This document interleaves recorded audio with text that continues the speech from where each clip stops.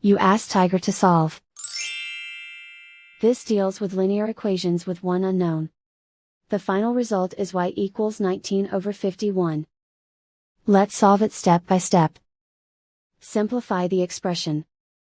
Break up the fraction. Find the lowest common denominator. Multiply the denominators. Multiply the numerators. Combine the fractions. Combine the numerators. Group all constants on the right side of the equation. Add 19/15 to both sides. Combine the fractions. Combine the numerators.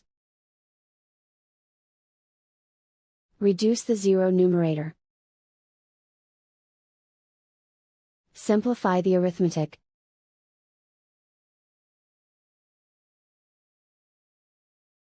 Isolate the y. Multiply both sides by inverse fraction 5/17. Group like terms. Multiply the coefficients. Simplify the fraction. Multiply the fractions. Simplify the arithmetic. And so the final result is y equals 19/51.